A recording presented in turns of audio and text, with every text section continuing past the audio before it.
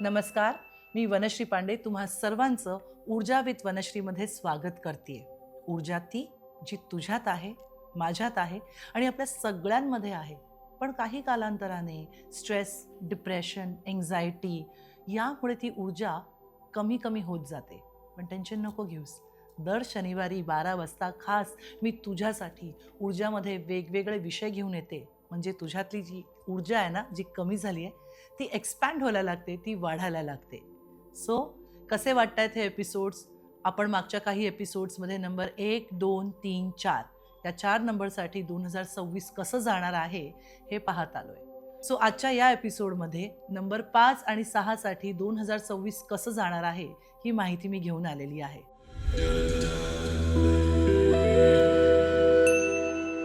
So जर तुझा number 5, 14 किंवा 23 किंवा जर तुझ्या आजूबाजूला कोणीही नवरा, बायको, आई, बाबा, मुलं 5, 14 किंवा 23 या दिवशी जन्माला आलेले असाल तर 2026 कसं जाणार आहे, म्हणजे ज्यांची टोटल 5 आहे त्यांच्यासाठी 2026 कसं जाणार आहे याबद्दल मी तुला सांगते. करिअर आणि फायनान्स यासाठी अमेझिंग वर्ष आहे नंबर 5 वाल्यांसाठी. एक डायनॅमिक शिफ्ट म्हणजे काहीतरी एक शिफ्ट येणार आहे 5 नंबरवाल्यांसाठी. आयदर तो जॉब चेंज असू शकतो किंवा आहे त्या जॉबमध्ये प्रमोशन मिळू शकतो किंवा असं काहीतरी की ज्याच्यामुळे तो एक शिफ्ट जो आहे ना, तो नंबर 5 वाल्यांसाठी 2026 मध्ये दिसणार आहे. त्याशिवाय नवीन अपॉर्च्युनिटीज, जर तुम्ही नवीन जॉब शोधत असाल किंवा नवीन काही तुम्हाला बिझनेस करायचा असेल किंवा नवीन काही गोष्टी तुम्हाला करायच्या असतील तर 2026 इज व्हेरी गुड. खूप छान आहे. तुम्हाला नवीन अपॉर्च्युनिटीज येणार आहेत आणि तुमचं ट्रॅव्हलिंगचे योग मला दिसत आहेत.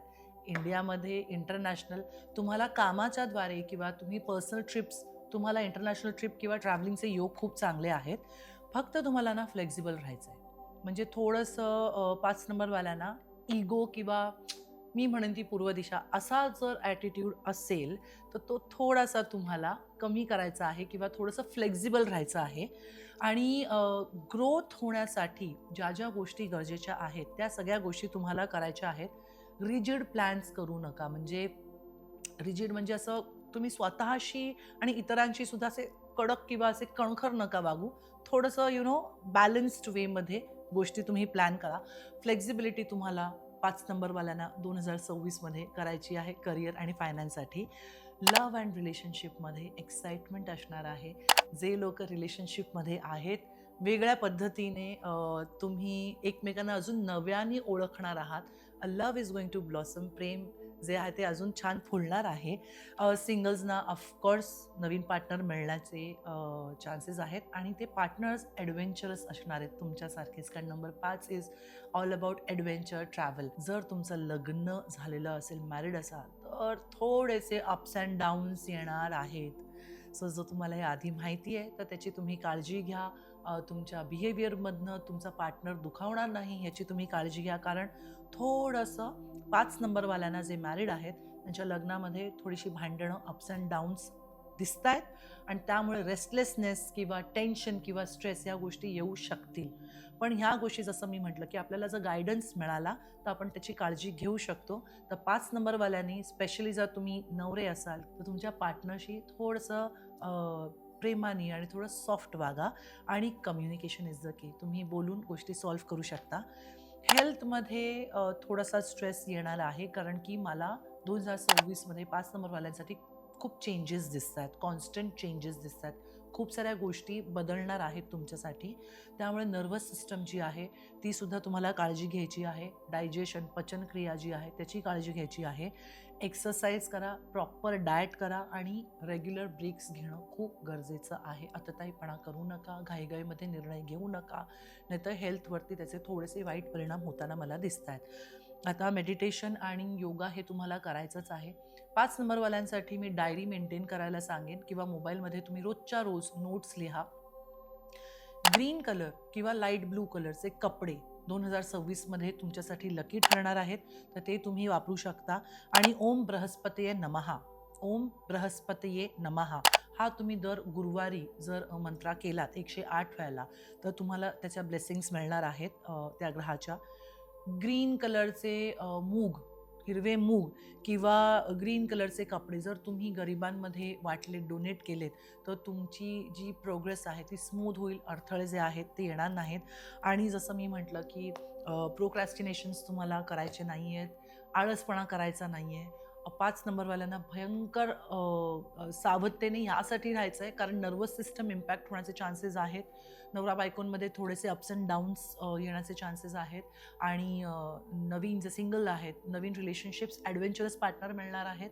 आणि मंत्र जो दिलेला आहे तो तुम्ही करायला सुरुवात करा. आणि प्रोक्रॅस्टिनेशन करू नका. स्वतःची काळजी घ्या. मेडिटेशन, योगा, वॉक ह्या गोष्टी तुम्ही करू शकता. आता 2026 टॅरो तुम्हाला काय सांगतंय ते जाणून घेऊया. 2026 5 नंबरवाल्यांसाठी कसं असणार आहे.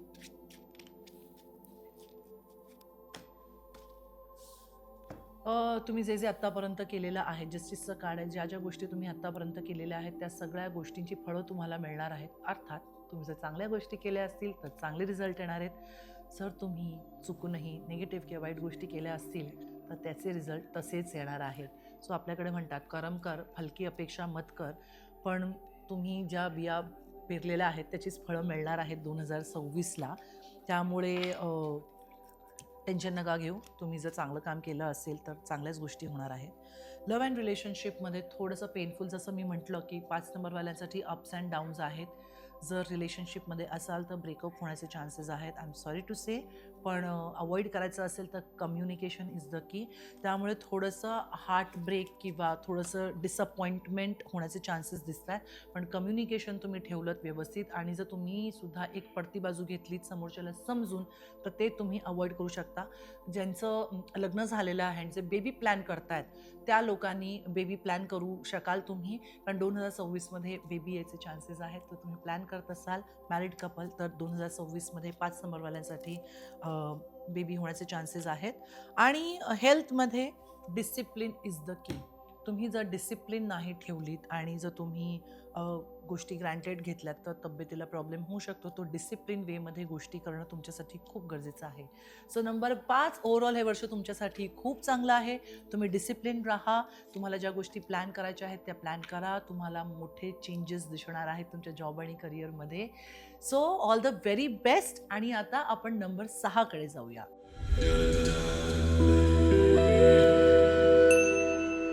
Number 6 is already dominated by Venus, म्हणजे शुक्र. जर तुमची डेट ऑफ बर्थ 6, 15 किंवा 24 असेल तर 2026 तुमच्यासाठी कसं जाणार आहे ते मी सांगते तुम्हाला.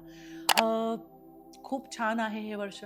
टीमवर्क आणि लीडरशिप, नेटवर्किंग या 3 गोष्टी तुमच्यासाठी खूप महत्त्वाच्या आहेत. अपॉर्च्युनिटीज खूप येणार आहेत, पण त्याचबरोबर जबाबदारीसुद्धा वाढणार आहे. त्यामुळे मॅनेजर लेवलचे जे तुमचे रोल्स आहेत त्या रोल्समध्ये तुमचा प्रमोशन होऊ शकतो, किंवा त्या जबाबदाऱ्या तुमच्याकडे येणार आहेत. किंवा तुम्ही जर जॉब करत असाल तर एखादी नवीन जबाबदारी तुमच्यावर तुमचा बॉस टाकणार आहे. तुमचा बिझनेस जर असेल तर तुम्ही बिझनेसमध्ये काहीतरी नवीन डेव्हलपमेंट कराल, म्हणजे एखादी नवीन ब्रांच उघडाल किंवा नवीन एखादं प्रोडक्ट लॉन्च कराल. सो काहीतरी नवीन तुम्ही करणार आहात, पण त्याचबरोबर तुम्हाला जबाबदारी जी आहे ती वाढणार आहे. फायनान्शियल स्टेबिलिटी मला दिसते. सेविंग तुमचे चांगले होणार आहेत 6 नंबरवाल्यांचे. आणि कोलॅबरेशनमध्ये तुम्ही जर काम करत असाल किंवा करण्याचा विचार करत असाल तर डेफिनेटली तुम्ही करा. आणि अगेन तुमच्या नवीन आयडियाज ज्या आहेत त्या ओपन राहा. तुम्ही त्याच्यावर किंतु परंतु करू नका. त्याचा अभ्यास करा आणि त्या नवीन आयडियाज ज्या आहेत त्या तुम्ही प्लॅनिंगमध्ये टाकू शकता.